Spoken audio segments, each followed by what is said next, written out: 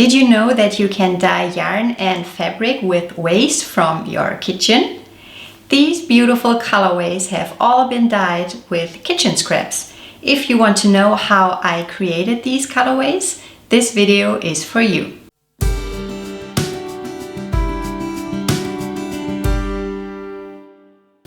Hi, I'm Annika. I'm a natural yarn dyer and I teach people how to dye yarn and fabric at home using natural dyes. Let's get started. We're going to have a look through my kitchen and we're going to see what we can find that we can use for natural dyeing. If you are a natural dyeing beginner, you can download my free natural yarn dyeing for beginners guide down below. I'm going to link it in the description box for you. This guide contains all of the 8 steps that you need for dyeing a skein of yarn using natural dyes. Let's start with avocados. I really like dyeing with avocados. They are for sure one of my favorite dye materials.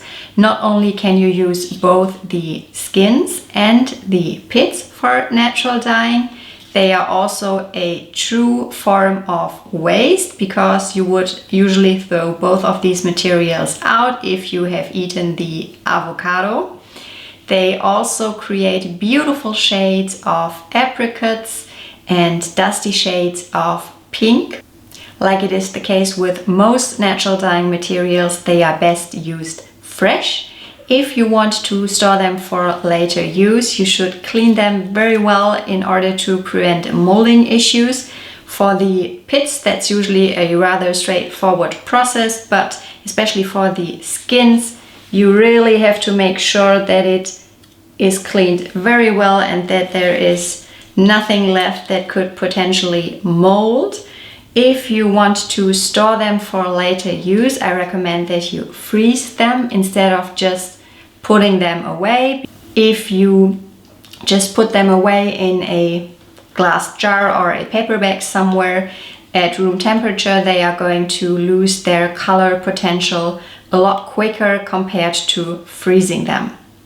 I'm actually at the moment running a little experiment where I am going to dye one skein of yarn with freshly harvested pits and skins, one skein with one avocado pit and one skin of one avocado that has been frozen and one that has been just dried and stored.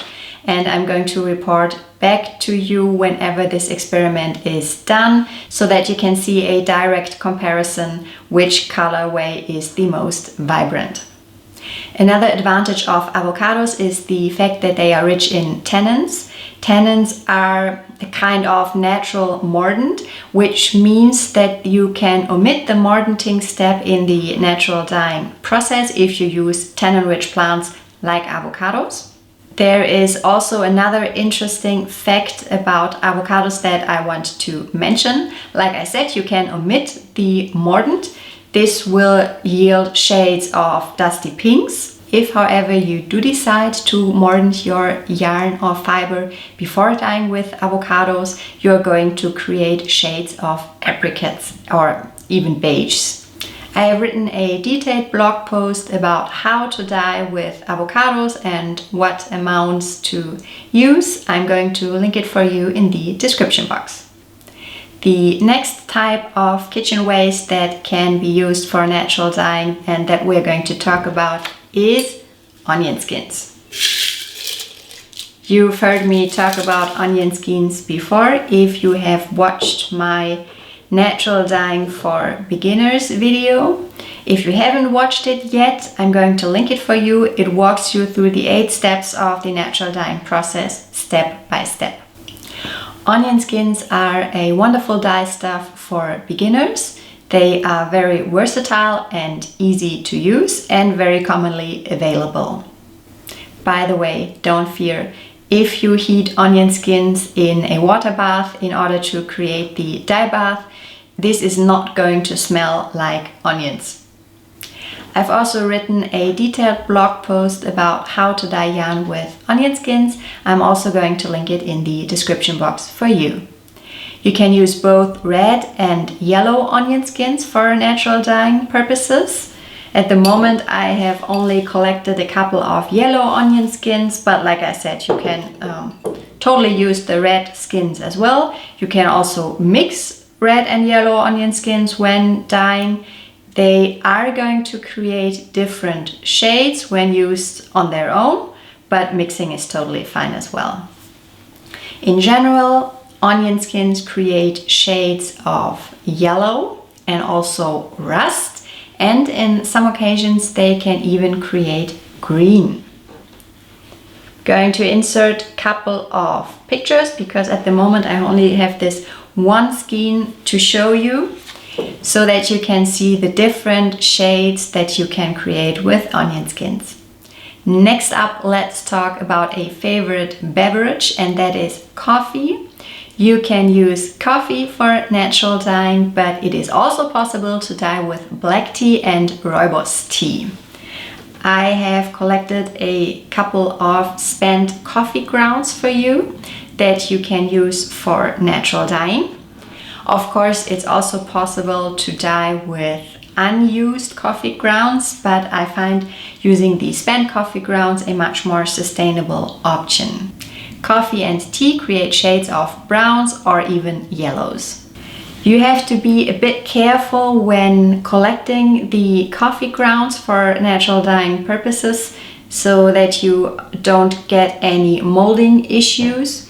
What I usually do is that I collect the coffee grounds over the course of a couple of days, and then I just spread them out very thinly on a baking sheet and put them in the oven just like for half an hour with, let's say, like 50 degrees Celsius, like barely put the heat on so that they are nice and dry, and then you can store them either for later use or even better, you can use them fresh.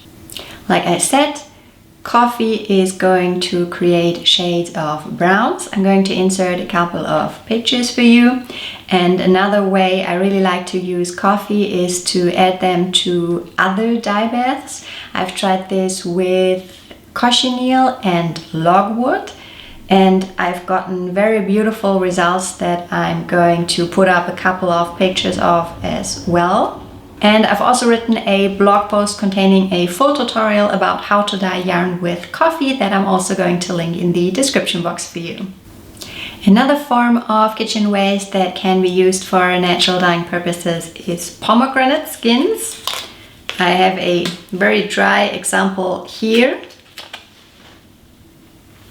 Pomegranate skins can be used to create shades of yellow, and they are also sensitive to iron, so if you modify the finished colorway with iron afterwards, you're going to get shades of gray. Unfortunately, I do not have a yarn example in picture form or here with me for you this time. And like it is the case with the other dye materials that we've talked about already, you also have to make sure to clean the pomegranate skins really well if you want to store them for later use in order to prevent molding issues. And lastly, kitchen waste number 5 that can be used for natural dyeing is carrot tops.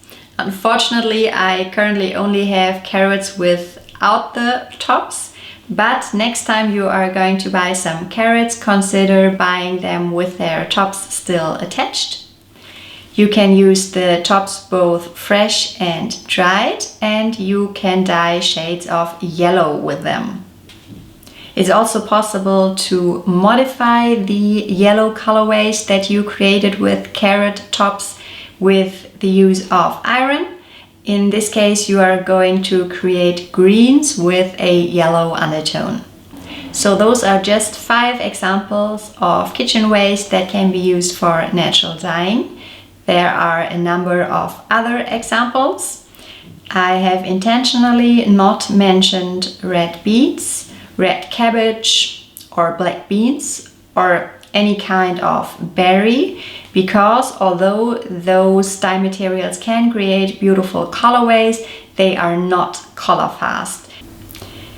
If you only dye yarns for yourself, it's totally fine to experiment also with dye materials that might not be color fast and might not last as long. But for me personally, since I also sell the hand-dyed yarns in my Etsy shop, I always choose dye materials that will give me a good color fastness. Another form of kitchen waste that I've wanted to try out for the longest time and haven't done yet is dyeing with artichokes. I've read that artichokes create vibrant shades of yellow and that they are actually color fast. If you have used artichokes for natural dyeing before, please let me know in the comments, and please also let me know which kitchen scraps you like to use for natural dyeing. If you like this video, please give it a thumbs up and subscribe. I have lots more videos on natural dyeing topics coming in the future. And don't forget to download your free natural yarn dyeing for beginners guide down below. Bye guys!